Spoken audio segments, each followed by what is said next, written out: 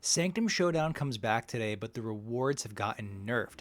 That means we actually have to win even more games than last time to clear the event track, even if you purchase the premium event pass for 800 gold. So today I'm going to give you 3 strong, consistent decks that are going to make this mode way easier to get through.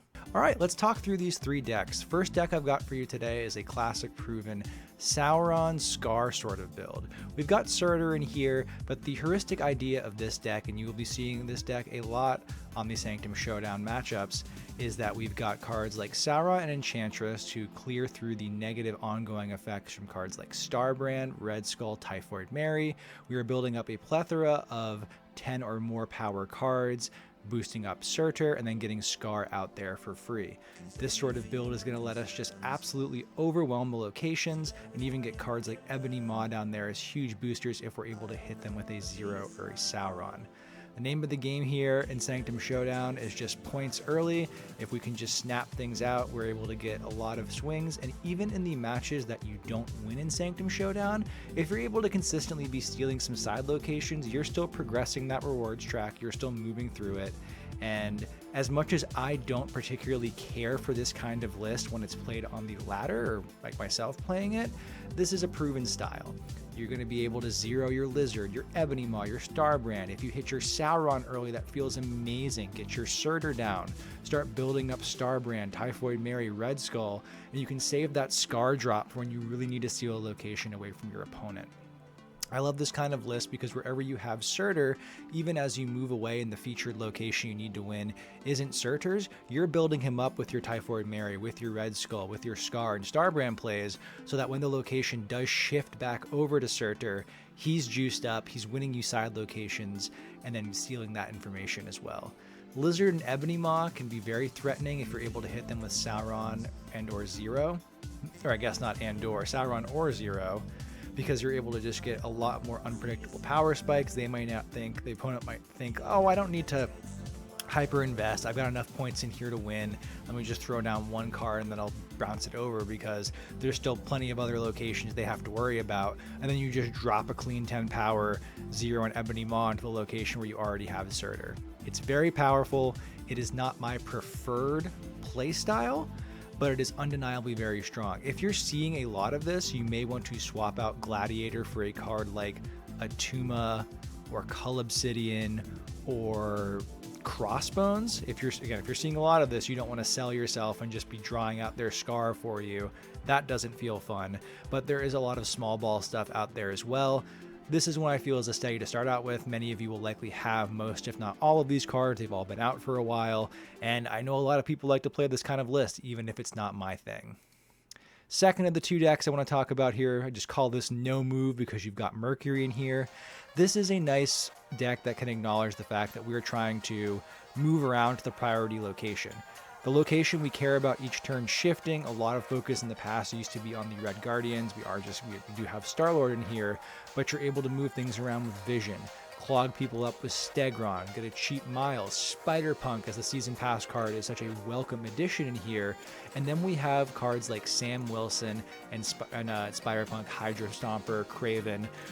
These kind of scalers are already such a huge threat on the ladder. You might have seen my video last week covering the Vayne list that is very anti-move control. There's a lot of these cards in there, not Star-Lord, but this is very easy because you're just able to more cleanly shift your power around from location to location, and that's really what you care about. There's only one location that matters each turn, and being able to say, okay, well now I'm going to move Sam Wilson's shield over to the left. That's going to move Batroc over there. Hydra Stomper maybe on the right, but now he's getting juiced up. Silk is moving around. Craven. I'm moving my Vision back and forth. This is just the concept of just you're moving your power. If an opponent dares to try to play this kind of list or a basic Human Torch style move list against you, you've got Mercury to keep them in check. Just make sure you don't play Mercury in the same location as your Stegron because you can still only move her once. Spider-Punk feels great in this. Batroc feels great in this. I'm going to go out on a limb in here and say Hydra Bob is probably my MVP of Sanctum Showdown of the entire mode. I just want to break that down real quick because he's great in this list and he's just again, my MVP for the whole mode. That's because the snapping mechanic in Sanctum Showdown doesn't have the same weight as it does on ladder. If you're playing ladder your conquest, you shouldn't be snapping willy-nilly to try and trigger Hydra Bob's ability just to trigger his ability. You want to care about when you snap, you don't want to do it just to hit the ability unless you think it's going to win you the game or put you into a huge advantage and get your opponent to retreat. Here, the first time it flips that, the +4 point location, if you were able to have it positioned so that going into that turn, Hydra Bob is in a different location and you can snap to try to move Hydra Bob into that location, that's an incredible point pattern that you're just going to be able to keep just ping-ponging that for the rest of the match. The downside to that could be is if your opponent has an advantage here, meaning that, let's say the first time the 4 point location flips up, your Hydra Bob is starting there, they can snap and then Hydra Bob's going to move out of that location before the point calculation happens, and then they're just going to be able to keep doing that for the rest of the match. So it's one of those things where you don't want to just like YOLO Hydra Bob into a random location, hope it helps. You want to play it into a location that has one of the early like 1 or 2 points, obviously. That way, when it comes time and a +4 location flips up, you're snapping, and then the chance for Hydra Bob, moves in there. Want to keep the momentum in your favor. It's not going to happen every game, but when it does, it feels incredible because you've already got Batroc moving. You've got the Sam Wilson Captain America shield moving. Hydra Stomper's getting huge. Hydra Bob just being a mover that can function with the snap mechanic because you can snap every single turn feels awesome. Really like Hydra Bob in this list. It's kind of funny that this is his mode to shine, much like Guardians of the Galaxy. We got Star-Lord in here with my lovely green border Star-Lord, but this is an awesome deck. This kind of archetype is fun on ladder and powerful. We've just done a couple more customizations like getting Vision in here and Miles and Stegron for a little bit more disruption in terms of where their points are versus a turn 6 big tech card play like Cannonball to blow something up. That's less important to us here than moving things around with Stegron, moving our power around with Vision, and it feels excellent. Now, the last deck I want to cover today, this is my main deck. I use this constantly in the last Sanctum Showdown, and I must have gone on just like a 15 game winning streak at one point. I play mostly on my phone when I'm playing, on my computer here. That's mostly for capturing content for y'all, but I'm primarily a mobile player just because that's how it fits into my day-to-day lifestyle. And this was just so breezy. I am so happy.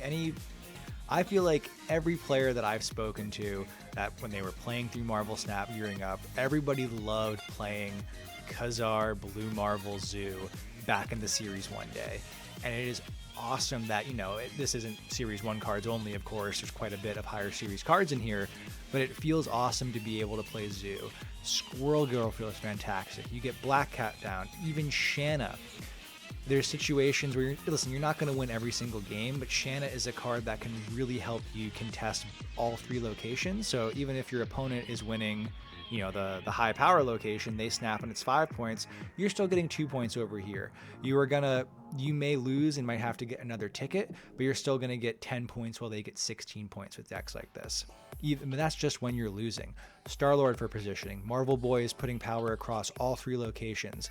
Khazar lets it so like this deck, you're going to get locations that you're going to lock out early because there's so much on the board, but you're going to be able to boost them up with Khazar, with Blue Marvel, close things out with a Gilgamesh.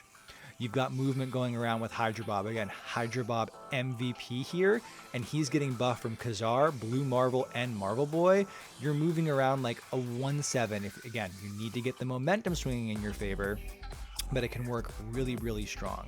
I would say the heuristics of this deck is to not be too afraid about filling out a specific location early if you feel that you can win it.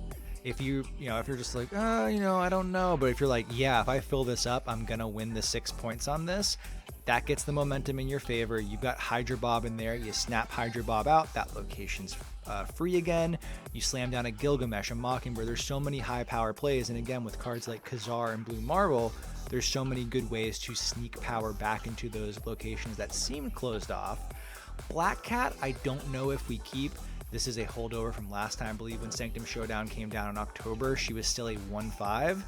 This might be a card we swap in for Nebula or something like that. So the verdict's still out on Black Cat, but even if we do end up swapping her in for a Nebula or keeping it as is, I think this deck is just phenomenal. This is the class of the Sanctum metagame. This is absolutely the list I'm going to be playing the most when I get into it. We have so many different ways to fill up locations. We've got our heavy drop with Gilgamesh, Mockingbird's huge. We can fill up locations, you can continually buff them with Marvel Boy, Khazar, Blue Marvel. We can move stuff around with Hydra Bob, get a cheap Miles in there.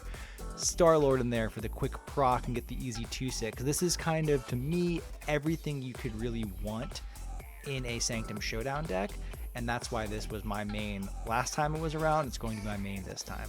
And with that, just want to say thank you for watching the video.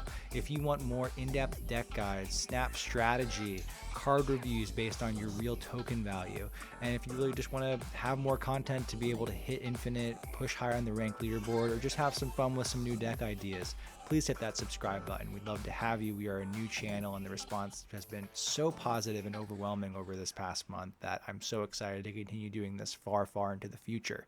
Please like the video. It helps out so much getting this out there to more snappers on YouTube, and leave a comment. Let me know what deck you're going to be using. Even if you don't want to talk about this Marvel Snap mode or even Marvel Snap, talk to me about how great FLCL is, how much you love Evangelion, how good Chainsaw Man is, your manga choices, your favorite 90s indie rock band. Mine is Pavement. Meal prep ideas. I love a good Cajun chicken cutlet with a cold salad going in there. Nice and easy and versatile. Anyways, I'm getting way off topic. All jokes aside, I'm Kicker of Elves. Thanks so much for watching, and I will see you next time. Bye.